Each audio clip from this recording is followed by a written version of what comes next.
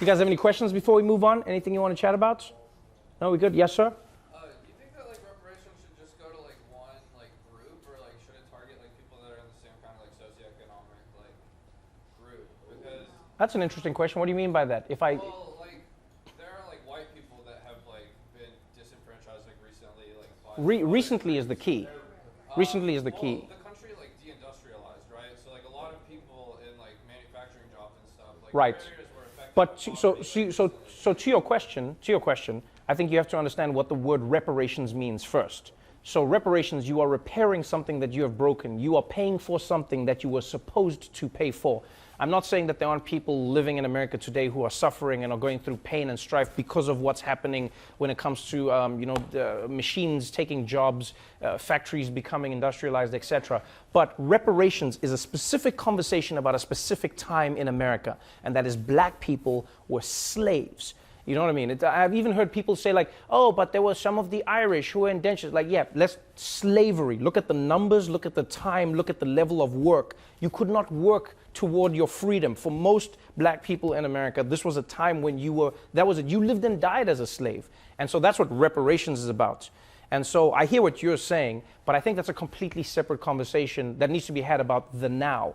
Because if you are not careful, what you then do is you combine everybody's suffering into the same bowl, and you make it seem like all injustices have the same weighting, and they don't. Just like crimes, you know, theft isn't the same as murder. We don't try them the same way. And as much as there is a white person who's suffering today, I feel for anybody who's suffering, because I know what it's like to be poor. I know what it's like to suffer. I didn't come from a wealthy family. We struggled when I was growing up, but I also understand that there are levels of that suffering.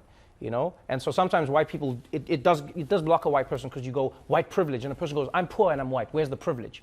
You know, white people are like, I wish I could activate my white privilege. I wish I could do it right now. White privilege, give me something. I get that.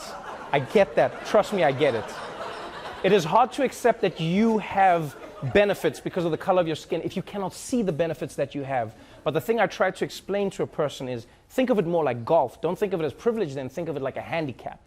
Right? In golf, they acknowledge that you are in a position where you need so many advantages to be competitive in the game. Right? So what they say is you have a handicap of 15, so that means like you're going to be hitting from this tee and you get more chances to get the ball in, because we understand the position you're in. And if you're a black person in America, from slavery, from day one, the number of injustices that have held black people back in America amount to an insurmountable, like you look at black people's freedom, you look at black people's land, just land alone.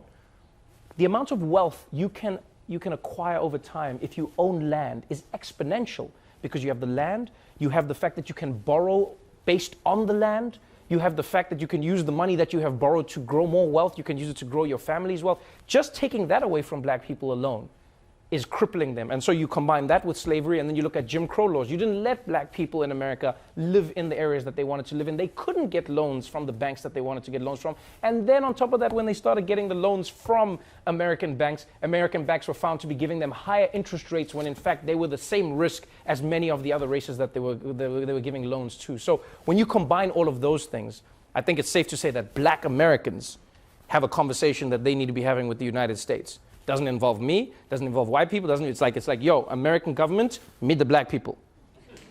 That's it. Have that conversation.